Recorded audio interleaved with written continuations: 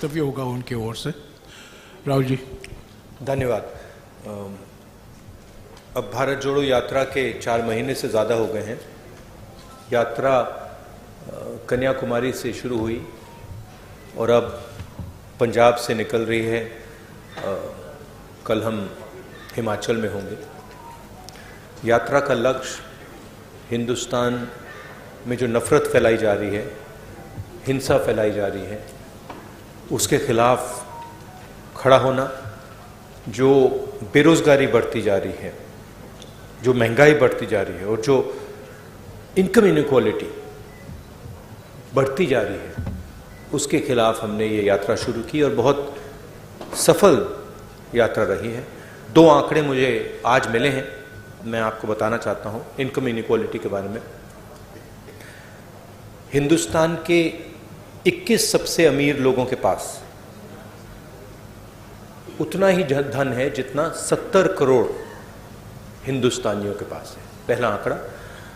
और दूसरा आंकड़ा, हिंदुस्तान के सबसे अमीर 1% के पास उतना ही पैसा है, नहीं, हिंदुस्तान के सबसे अमीर 1% के पास हिंदुस्तान का 40% धन है। तो ये हिंदुस्तान की जो इनइक्वालिटी है उसके आंकड़े हैं और इन चीज़ों के खिलाफ हमने ये यात्रा शुरू की है। अब आप सवाल पूछिए। राहुल जी के जो आंकड़े बोले हैं अभी, वो स्लाइड पर दिखाया गया है। अमीर और गरीबी के बीच में जो विषमताएं हैं जो पिछले 8 साल में बढ़े हैं, उसका एक दृश्य और जो आंकड़े हैं अभी अभी इन्होंने बताया वो आपके सामने है। पहला सवाल अजीत से बलविंदर, माइक दीजिएगा।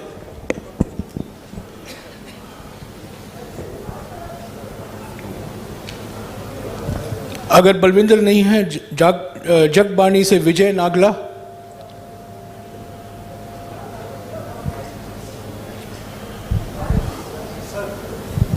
सर 1 मिनट यार, I am going in order, please relax. Sir, जो आपका प्रयास है लोगों को जोड़ने का, वो एक प्रशंसनीय कदम है और मैं चाहता हूं कि जो ईवीएम पर जो लोगों में धारणा है कि ईवीएम के कारण कांग्रेस पुनः सत्ता में नहीं आ सकती, क्या आप ईवीएम पर भी कोई फैसला लेना लोगे, ऐसा कि जिससे लोगों के जो धारणा बनी हुई है कि ईवीएम, जब तक ईवीएम रहेगी कांग्रेस कभी सत्ता में वापस नहीं आ सकती? ईवीएम की बात विपक्ष ने हमने 2-3 बार करी है और वो चर्चा चल रही है, मगर ईवीएम सिर्फ एक एलिमेंट है। जैसे मैंने पहले भी कहा है, आज हिंदुस्तान के सारे इंस्टीट्यूशंस आरएसएस और बीजेपी ने कंट्रोल कर दिए हैं और हिंदुस्तान के सब इंस्टीट्यूशंस पर उनका दबाव है। प्रेस पे दबाव है, ब्यूरोक्रेसी पे दबाव है, इलेक्शन कमीशन पे दबाव है, जुडिशरी पे प्रेशर डालते हैं। तो सारे के सारे इंस्टीट्यूशंस पर उन्होंने कब्जा कर रखा है। तो ये लड़ाई अब जो पहले राजनीतिक लड़ाई होती थी वैसी लड़ाई नहीं है। एक पॉलिटिकल पार्टी दूसरी पॉलिटिकल पार्टी के बीच में लड़ाई नहीं है। अब ये हिंदुस्तान के इंस्टीट्यूशंस जो इन्होंने कैप्चर करे हैं उनके बीच और ऑपोजिशन के बीच में लड़ाई है। उसमें एक फैक्टर ईवीएम है, मगर बहुत सारे दूसरे फैक्टर भी हैं। हिंदुस्तान में जो नॉर्मल डेमोक्रेटिक प्रोसेसेस होती हैं आज वो नहीं है। जो विपक्ष के लोगों पर आक्रमण हो रहा है, सीबीआई, ईडी, पेगासस, ये नॉर्मल डेमोक्रेटिक फंक्शनिंग नहीं है। भास्कर से गिरिजेश मिश्रा।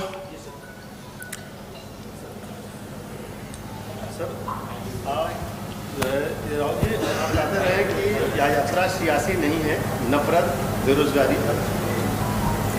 आप राहुल जी कहते रहे हैं कि यह यात्रा सियासी नहीं है, नफरत, बेरोजगारी और महंगाई के खिलाफ है।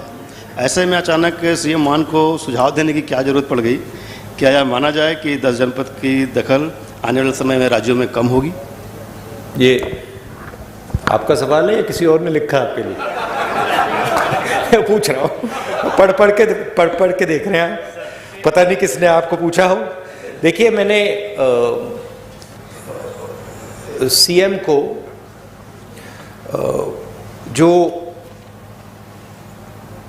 पंजाबी कल्चर है, जिसको मैं अच्छी तरह समझता हूँ, जो पंजाबी हिस्ट्री है, उसके बारे में मैंने उनको प्यार से बताया है। पंजाब को पंजाब से ही चलाया जा सकता है, ये हिस्टोरिकल फैक्ट है, ये कोई नई बात नहीं है। और अगर पंजाब को दिल्ली से चलाया जाएगा तो पंजाब के लोग उसको एक्सेप्ट नहीं करेंगे और रिएक्ट करेंगे। ये राजनीतिक बात नहीं है, ये फैक्ट है। अमर उजाला से सुरेंद्र ये जो पाल। पंजाबी प्राइड है,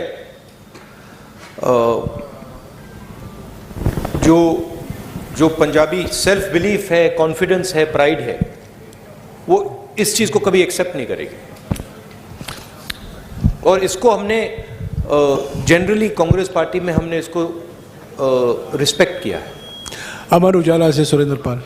राहुल जी, मेरा आपसे सवाल है कि कुछ दिन पहले केंद्रीय गृह मंत्री अमित शाह जी ने कहा है कि हम 1 जनवरी 2024 में राम मंदिर जो है भक्तों के लिए खोल देंगे। तो एक फिर वो देश जो है 2024 में चुनाव भी है, polarisation, definitely they will take advantage for the polarisation of vote, जैसे आपकी और आपकी टीम कहती है। How will you face that wave and what is your strategy? They will divide the country, they will spread hatred in the country. हम नफरत के बाजार में मोहब्बत की दुकान खोलते जाएंगे। बहुत सारी दुकानें खुल रही हैं मोहब्बत की, तो हम ये अपना काम करते जाएंगे, वो उनका काम करेंगे। हिंदुस्तान की जो संस्कृति है, हिंदुस्तान का कल्चर है, भाईचारे का है, मोहब्बत का है, जीत मोहब्बत की होगी। ट्रिब्यून से दीप कमल। राहुल जी, माय क्वेश्चन, हाँ जी, in 2022 many BJP many leaders from Congress have gone to BJP, and do you think there's a leadership crisis left in the party, and what role do you think Mr. Sidhu will have once he's out of his judicial custody? I think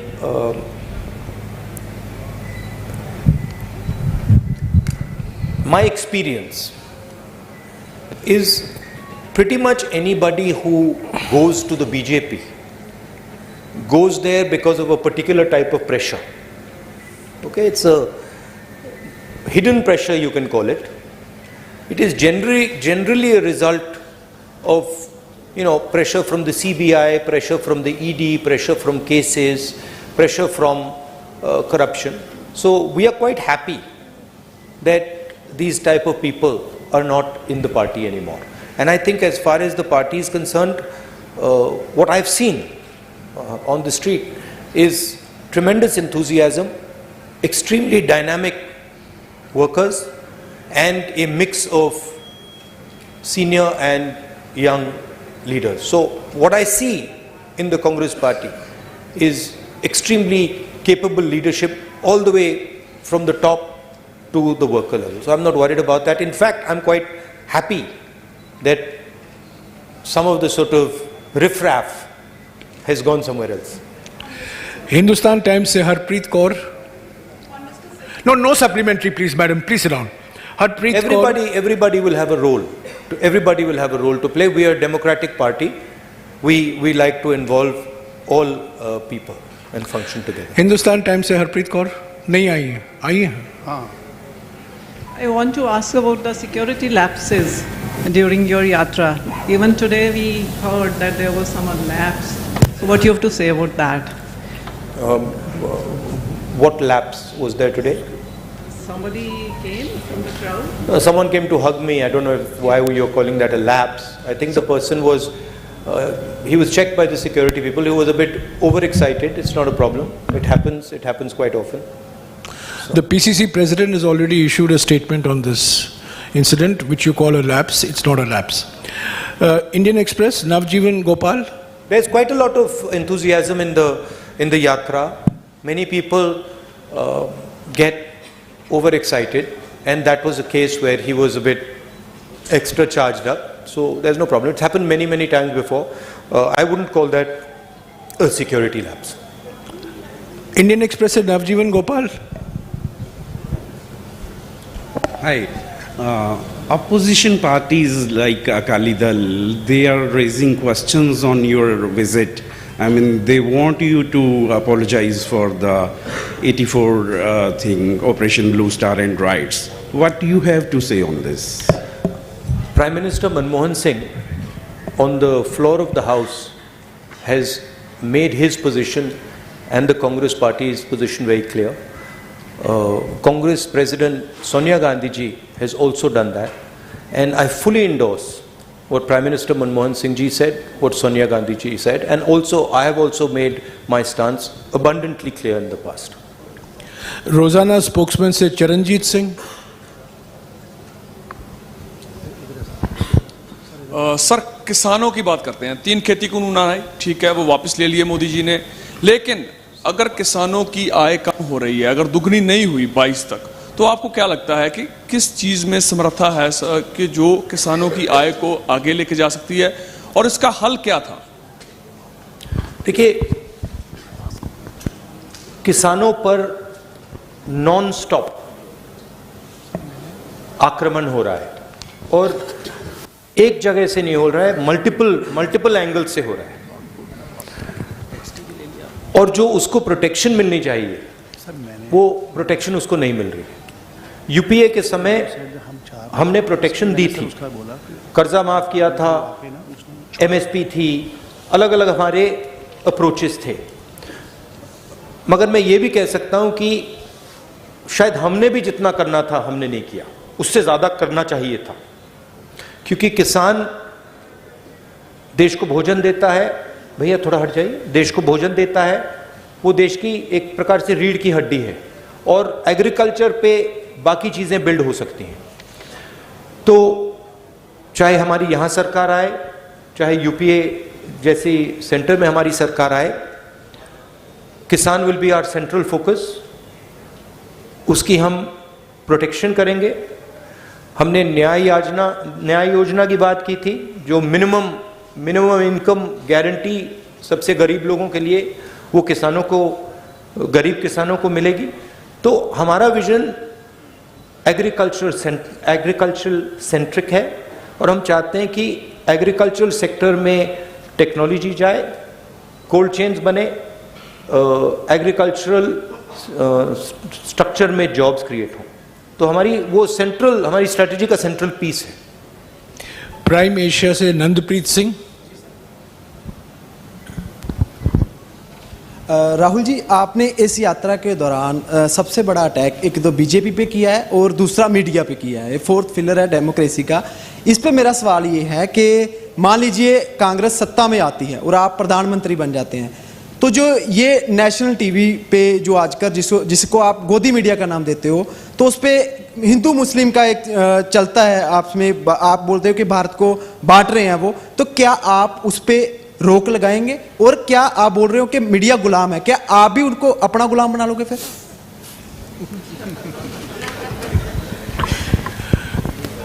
वो गुलाम नहीं मानेंगे, आजाद मानेंगे. नहीं, देखिए, नहीं,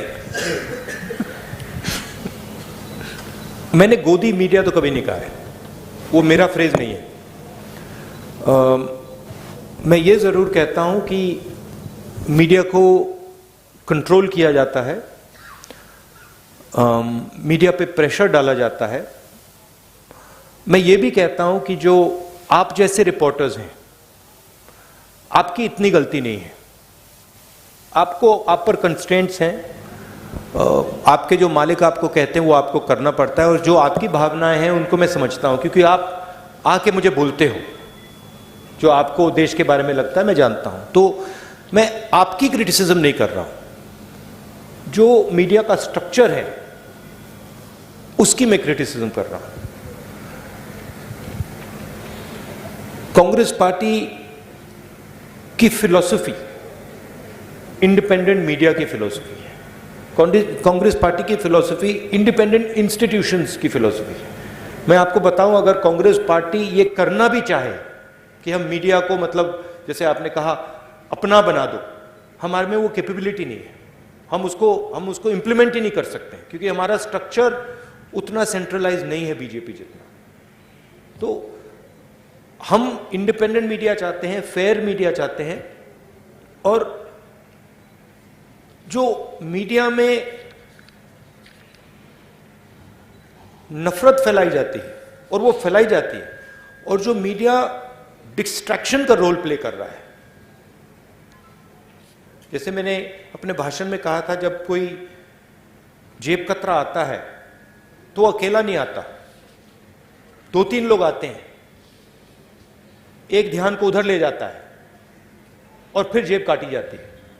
तो inadvertently वो आप रोल प्ले कर रहे हो, आप लोग नहीं बट आपका जो स्ट्रक्चर है, आप लोग डिस्ट्रैक्ट करते हो। आप लोग कहते हो देखो हिंदू मुस्लिम, ऐश्वर्या राय, शाहरुख खान, बॉलीवुड, तेंदुलकर, उधर देखो, और इधर मतलब किसान की लूट हो रही है, छोटे व्यापारी मारे जा रहे हैं, इनइक्वालिटी बढ़ती जा रही है। तो आपका रोल डिस्ट्रैक्शन का रोल है, आपका रोल वॉचडॉग का रोल होना चाहिए। जैसे हमने ये जो आंकड़े लगाए हैं, इसके बारे में आपने कोई सवाल ही नहीं पूछा। एक्चुअली ये सबसे जरूरी सवाल है, ऐश्वर्या राय से, शाहरुख खान से, ये जरूरी सवाल है, मगर आप लोग ये पूछते नहीं हो। आपकी गलती नहीं है, शायद आप पूछते, अगर आपको छूट दी जाती है आप पूछते, but your role is that वो watch dog. And what are the type of issues you should be raising? Farmers issues, employment issues. अखबार में employment की बात तो पढ़ने को नहीं मिलती, स्मॉल स्केल इंडस्ट्रीज की बात तो सुनाई नहीं देती। लुधियाना में जो मतलब पूरा इंडस्ट्री खत्म हो गई, उसके बारे में सुनाई नहीं देता। तो that is the type of media we would like, a media that puts pressure on the government on key issues. You are for a Congress government, you are a feedback channel. We want you to give us pressure on important things, on things like income inequality, on things like hatred, on things like anger, on things like farmers, on things like unemployed youngsters. That's your role, and that's the role we would like you to play. Not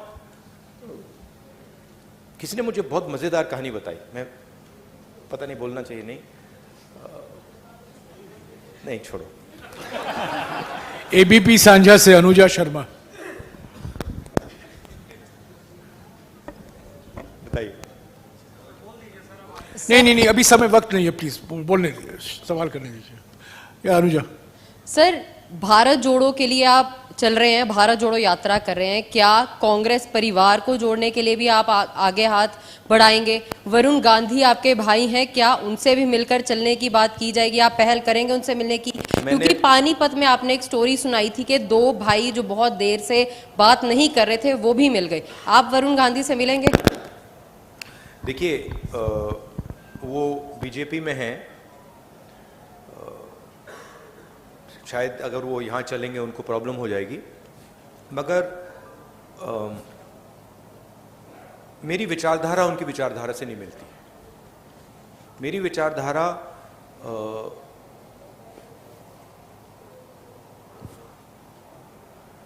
मैं RSS के office में कभी नहीं जा सकता। आप मेरा आपको गला काटना पड़ेगा पहले, मैं नहीं जा सकता। और मेरा जो परिवार है उसकी एक विचारधारा है, उसका एक थॉट सिस्टम है, थिंकिंग सिस्टम है, और जो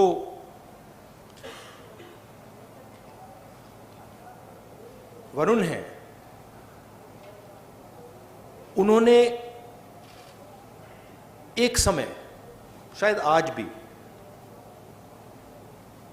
उस विचारधारा को अपनाया और उस विचारधारा को अपना बनाया।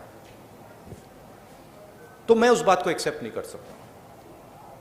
मैं जरूर प्यार से मिल सकता हूं, गले लग सकता हूं, मगर उस विचारधारा को मैं एक्सेप्ट नहीं कर सकता, कर नहीं सकता, इम्पॉसिबल है। वो अलग रिश्ते होते हैं। बट मेरा पॉइंट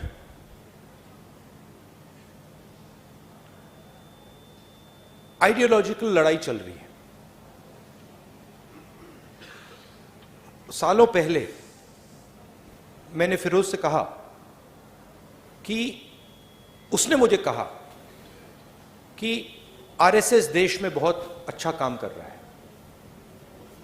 और मैंने कहा कि देखिए, आप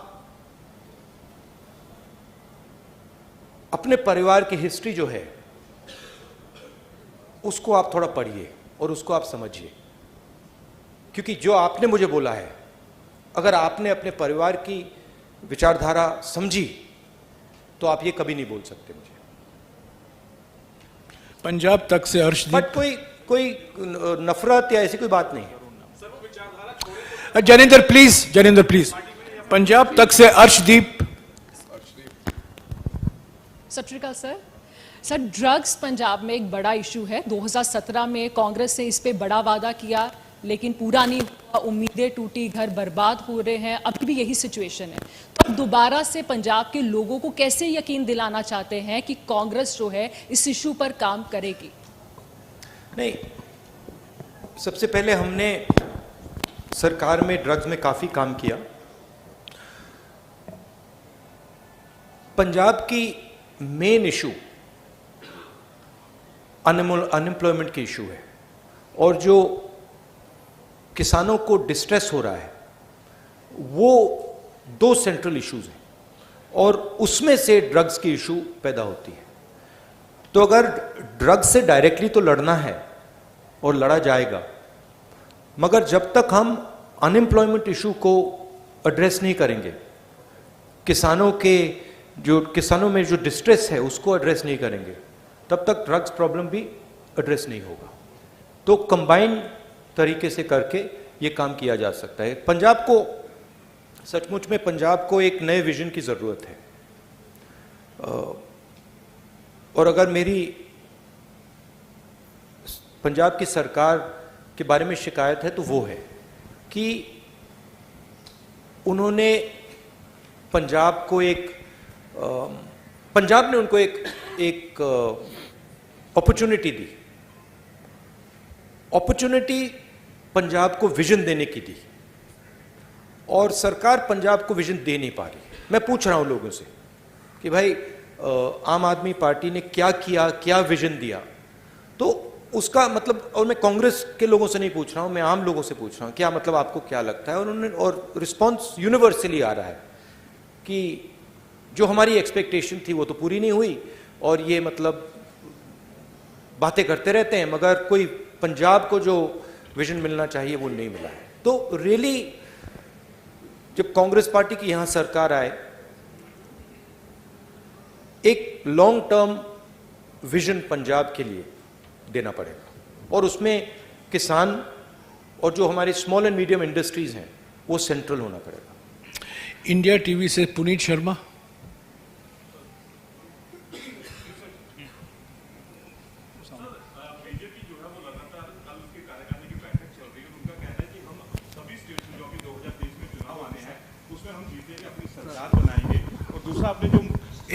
एक सवाल ऑल पार्टी मीटिंग जो आपने बुलाई है, क्या उसमें सभी लोग आ रहे हैं या फिर यूपी की तरह उसमें भी कुछ लोग शामिल नहीं होंगे? नहीं, देखिए, बीजेपी ये तो नहीं कहेगी कि हम सब चुनाव हारेंगे। उनको तो यही कहना है कि हम सब चुनाव जीतेंगे, उनकी तो और कोई चॉइस नहीं है। बट जो देश में माहौल तैयार हो रहा है, जो खास तौर से जो इकोनॉमिक डिस्ट्रेस है, जो अनएम्प्लॉयमेंट है, जो प्राइस राइज है, उससे बीजेपी को जबरदस्त चोट लगेगी। That is abundantly clear. और मैं मतलब निकला हूं, सड़क पे चलकर निकला हूं, मध्य प्रदेश से मैं निकला हूं, बाकी स्टेट से, कर्नाटक से, ये तो क्लियर है कि बीजेपी के खिलाफ काफी गुस्सा है। सनमार्ग से कनिका।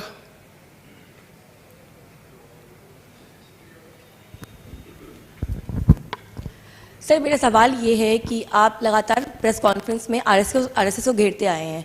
आरएसएस द्वारा अभी मोहन भागवत ने एक बयान दिया 2024 के चुनाव से पहले, उन्होंने कहा कि भगवा ही हमारी पहचान है। तो इस बयान को आप किस तरह से देखते हैं? नहीं, जैसे मैंने कहा,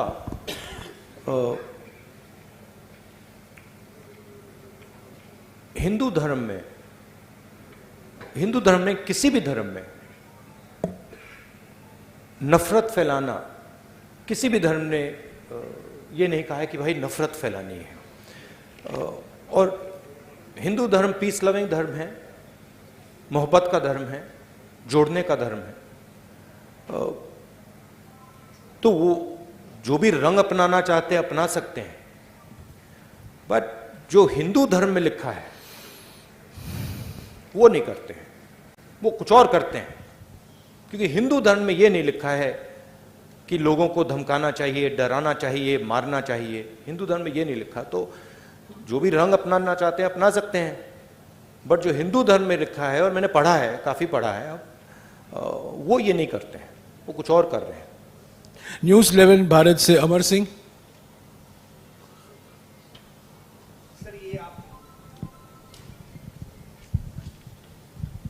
सर, ये यात्रा आप कर रहे हैं और एक रिपोर्ट में ये कहा गया कि पूरे विश्व में सबसे ज़्यादा गरीब लोग जो है हिंदुस्तान में हैं, और आपके ओपनिंग रिमार्क में भी था कि अमीर लोग अमीर होते जा रहे हैं और गरीब लोग गरीब होते जा रहे हैं।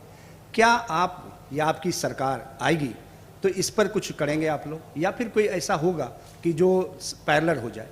नहीं, हमारी जब सरकार थी हमने रिकॉर्ड लोगों को, इस देश में रिकॉर्ड लोगों को गरीबी से निकाला था। Record, what was the exact number Jairam? How many crore? 20 crore. 20 crore लोगों को हमने गरीबी से निकाला था, यूपीए की सरकार। उन लोगों को नरेंद्र मोदी जी ने वापस गरीबी में डाल दिया है। तो हमारी पॉलिसीज हिंदुस्तान को इकोनॉमिकली आगे बढ़ाने की होती हैं, मगर हमारी पॉलिसीज गरीब लोगों की रक्षा करने की भी होती हैं। चाहे वो मनरेगा हो, चाहे वो भोजन का अधिकार हो, चाहे वो ज़मीनी अधिकरण बिल हो, न्यामगिरी ट्राइबल राइट्स हो, तो हम प्रोटेक्ट करके लोगों को, देश को आगे ले जाते हैं। और मुझे लगता है कि हिंदुस्तान के सामने सेंट्रल प्रॉब्लम अनएम्प्लॉयमेंट का प्रॉब्लम है, जो स्मॉल और मीडियम इंडस्ट्रीज पर आक्रमण हो रहा है, जो किसानों पर आक्रमण हो रहा है, इसके कारण बेरोजगारी बढ़ रही है। तो हमें एक किसानों के लिए, स्मॉल और मीडियम बिजनेसेस के लिए की रक्षा करनी पड़ेगी और उनको बढ़ावा देकर ये जो बेरोजगारी है इसको मिटाना पड़ेगा। पंजाब टुडे से राजेंद्र सिंह।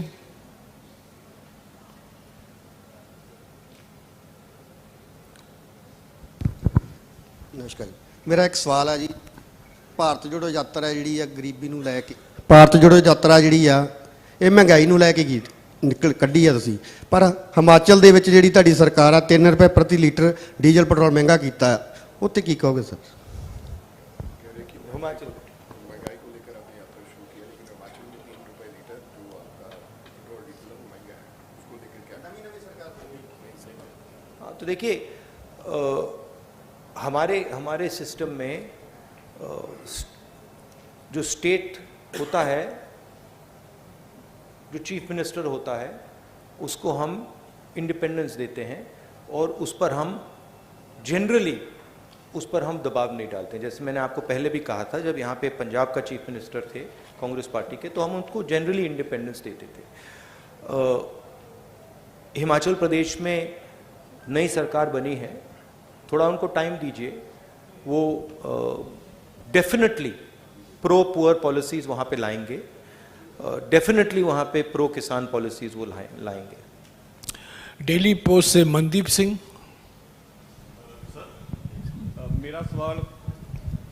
ਮੇਰਾ ਸਵਾਲ ਪੰਜਾਬ ਦੀ ਲੀਡਰਸ਼ਿਪ ਦੇ ਨਾਲ ਹੈ। 2022 ਦੀਆਂ ਵਿਧਾਨ ਸਭਾ ਚੋਣਾਂ ਦੇ ਵਿੱਚ ਤੁਸੀਂ ਚਰਨਜੀਤ ਚੰਨੀ ਹੋਣਾ ਨੂੰ ਮੁੱਖ ਮੰਤਰੀ ਐਲਾਨਤਾ ਸੀ, ਤਾਂ ਇੱਕ ਟਾਈਮ ਤੇ ਲੱਗਿਆ ਵੀ ਸੀਗਾ ਕਿ ਇਹ ਸਰਕਾਰ ਰਿਪੀਟ ਹੋ ਸਕਦੀ ਹੈ, ਪਰ ਜਦੋਂ ਵੀ ਚਰਨਜੀਤ ਚੰਨੀ ਕੋਈ ਫੈਸਲਾ ਲੈਂਦੇ ਸੀਗੇ ਤਾਂ ਨਵਜੋਤ ਸਿੰਘ ਸਿੱਧੂ ਸ਼ਾਮ ਨੂੰ ਉਸੇ ਫੈਸਲੇ ਦੇ ਖਿਲਾਫ ਇੱਕ ਪ੍ਰੈਸ ਕਾਨਫਰੰਸ ਕਰਦੇ ਸੀਗੇ। ਚਰਨਜੀਤ ਚੰਨੀ ਵਰਸਸ ਨਵਜੋਤ ਸਿੰਘ ਸਿੱਧੂ ਉਦੋਂ ਦੇਖਣ ਨੂੰ ਮਿਲਿਆ।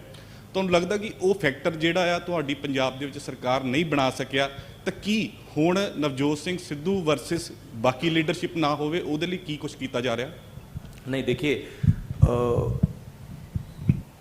पिछले चुनाव में काफ़ी एंटी इनकम्बेंसी थी, ज़रूर लीडरशिप के बीच में इश्यूज होती थी, बट ये आसानी से मैनेजेबल इश्यूज हैं और आइंदा ये आने वाले समय में ये इश्यूज नहीं होंगी। कोई ऐसी प्रॉब्लम नहीं है, सब एक साथ मिलकर चल रहे हैं। नहीं, वो लीडरशिप में कमी जब आती है जब जनता में थोड़ा प्रेशर बनता है, और इस बात को एक्सेप्ट करना पड़ेगा कि जो पिछली कांग्रेस सरकार थी उसके खिलाफ एंटी इनकम्बेंसी थी, वो सच्चाई है, और उसका नतीजा मतलब आम आदमी पार्टी चुनाव जीती है। बट अब मुझे लग रहा है कि वो जो एंटी इनकम्बेंसी जो फीलिंग कांग्रेस पार्टी के खिलाफ थी वो अब गायब हो गई।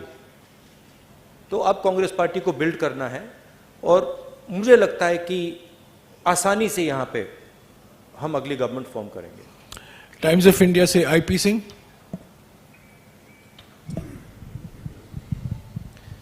Yeah, Mr. Gandhi, it seemed that you were trying you spoke about Punjab, the Punjabi pride and its history. At the same time, it appeared that you were trying for reconciliation. Punjab and Sikhs had a bitter past with Congress and vice versa. You appear to be doing something to attempting a reconciliation. Would you do that, or do you think enough has been done for that reconciliation? Look, it's not. It's a question of affection. I have tremendous affection. I would even go further than affection and say I have tremendous love and affection for the people of Punjab, and in particular the Sikh community. Okay, so reconciliation is a small word. I have love and affection for the people of this state, and I have huge respect for the Sikh community, what they have done and what they're going to do in the future. It's an emotional statement, right? I think India would not be India had it not been for the Sikh community. You play a central role here. In many ways, you're a part of the backbone of this country, and that is something that I value tremendously. Newsbeam से Shalu Sharma, please. 5 minutes. Yeah. 5-6 minutes. Hello sir, Shalu Sharma from Newsbeam. Sir, मेरा सवाल ये है कि क्या 3200 kilometre चलने के बाद राहुल गांधी नफरत की दीवार में सेंध लगाने में कामयाब हो पाए? ज़रूर हुए, और बहुत कुछ सीखने को मिला, बहुत कुछ देखने को मिला। अभी यात्रा ख़त्म नहीं हुई है, मगर यात्रा तो काफ़ी सक्सेसफुल रही है, और मुझे ये देखकर बहुत खुशी हुई कि इस देश में लाखों करोड़ों लोग जो बीजेपी की नफरत भरी आइडियोलॉजी है उसको एक्सेप्ट ही नहीं करते हैं, और मोहब्बत की बात करते हैं, रिस्पेक्ट की बात करते हैं, भाईचारे की बात करते हैं। तो ज़रूर एक बीजेपी ने देश के सामने एक विजन रखा है, नफरत भरा हुआ विजन रखा है। यात्रा ने एक और दूसरा विजन दिखा दिया है। यात्रा ने देश को, और देश ने एक्सेप्ट भी कर लिया है कि 2 विजन है हिंदुस्तान के, एक नफरत भरा, उसको एरोगेंट, अहंकार से भरा, और दूसरा मोहब्बत का, इज्जत का, रिस्पेक्ट का, भाईचारे का। वो तो क्लियर है, और इस यात्रा ने वो बहुत अच्छी तरह डेमोन्स्ट्रेट किया है। यात्रा में आपको नफरत नहीं दिखेगी। आप चलिए हमारे साथ, आपको कहीं नफरत दिखी? कहीं आपको मतलब किसी को मारते हुए आपने देखा? नहीं, सवाल नहीं उठता। तो 3500 किलोमीटर, 3400 किलोमीटर हम चले हैं, किसी ने कोई हिंसा नहीं की, कोई नफरत नहीं की, किसी ने मतलब एक दूसरे से गलत तरीके से बात तक नहीं की। तो ये एक हिंदुस्तान का छोटा सा एक विजन है, और इसमें से बहुत सारे दूसरे विजन्स निकल सकते हैं। राहुल जी, अभी 3-4 लोग बाकी हैं जो कई प्रेस कॉन्फ्रेंस में आए हैं, उनको मौका नहीं मिला है। जल्दी उनको हम मौका दे दें 5-6 मिनट में। मैं पहले बुलाऊंगा शमिन जॉय, डेक्कन हेरल्ड से। This is regarding Mohan Bhagavat's remarks in an interview recently. He said it is natural for Hindus to be aggressive because they have been in a war for over 1,000 years, and that Muslims should abandon the narrative of supremacy. How do you see these kind of remarks? No, just repeat what you said, the first part. In a recent interview, Mohan Bhagavat has remarked that it is natural for Hindus to be aggressive because for the last thousand years they were in a war, and the Muslims have to abandon the narrative of supremacy. Right. So, what is your take on that? I don't know which Hinduism he's quoting. I've never heard this. I mean, I've read the Gita, I've read the Upanishads. I've never heard this that Hindus should be aggressive. Hinduism is all about observation, about self-observation, about understanding the self, about humility, about compassion. I have not read this. I don't know what he's talking about. Maybe he's not read these books. Maybe this is some other idea that he's picked up. But I have not read that, even Lord Ram felt compassion for Ravan. Even Lord Ram, when Ravan was dying, Lord Ram was gentle, was loving, was affectionate. So I don't know where this gentleman is getting these ideas. They're certainly not Hindu ideas. They are RSS ideas. They're not Hindu ideas. जी से अनमोल Gulati. Thank you Jairam जी। राहुल जी, पंजाब के अगर मुद्दों की बात की जाए तो पानी का मुद्दा पंजाब का ऐसा है जो काफ़ी लंबे समय से जिस पर सिर्फ सियासत हुई है। SYL के मुद्दे पे पंजाब के मुख्यमंत्री ने एक सॉल्यूशन दिया था, YSL। तो क्या आपको लगता है YSL जो की है ये सही सॉल्यूशन है? एंड एक छोटा सा साथ में एक सप्लीमेंट्री नहीं होगा छोटा सा? These are extremely complicated matters that are not to be discussed lightly in a press conference like this. The aim of this press conference is Bharat Jodo Yatra, and these are attempts at distracting the narrative, and I'm not going to respond to it. Sir, आपके दस्तार पे Soni Mishra from the Week, आपको जवाब मिल गया। Soni Mishra from the week.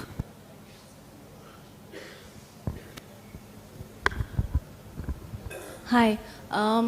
The yatra is about to reach its culmination, so I wanted to ask you, changed you and your party? I don't know. The yatra is about to arrive at its culmination at one level, yes, that it's going to arrive in Srinagar. But for me, the yatra is a way of thinking.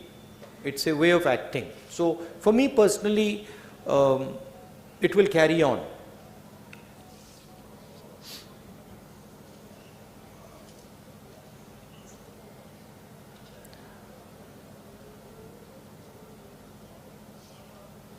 For me, walking across this country has been an extremely humbling experience. It's one thing as a politician to go somewhere by car or take a flight, go somewhere and then meet people and listen to them, and you learn quite a lot like that. You can sit with a farmer and you can talk to him. It's a completely different thing when you're walking on the road, and particularly when you're walking on the road for 120 days in a row, where you're feeling a bit of pain, pressure, so that's been one very humbling thing. The second thing is, when you're walking, you see the difficulty that people in India face. Farmers face, unemployed youngsters face, laborers face, small and medium businesses face. And the thing that has amazed me is the amount of resilience our country has. I just cannot even believe the amount of strength and resilience that our people have. The other day I made a statement that, you know, I don't think the West can take on the Chinese. And I made that statement after seeing our country. The amount of pressure our people can take with a smile, no problem. It's completely mind-blowing, mind-boggling. And so for me, it's a tragedy that we are wasting this potential. You know, it's a tragedy that, 1% of India owns 40% of the assets of this country. It's a tragedy, one, because it's unfair. But two, because you're stifling the growth of this country. You know, I met so many small and medium business owners. And I ask them a question always. I'm like, listen, tell me something. Do you think you can become a 1,000 crore business or a 2,000 crore business or a 10,000 crore business? All of them say, no, it's impossible. We can't do it. Why not? We don't have the connections to do it. We simply cannot enter the political space. Doors are closed for us. We can't do it. There's an acceptance. But you can't build India like that. You can't, 20 people are not going to be able to build India. You need 10,000, 20,000, 30,000 solid business people to build this country. So we are heading into an accident, it's pretty clear. We are heading into an accident on the employment front. We are heading into an accident with the Chinese. We are heading into an accident on multiple fronts. And that to me is visible when I'm walking. शुक्रिया राहुल जी। जिनको मौका नहीं मिला है, आपको जम्मू में आमंत्रित हैं हम लोग।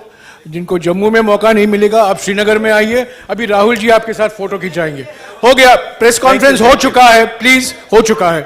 राहुल जी को जाना है, हो चुका है, प्लीज।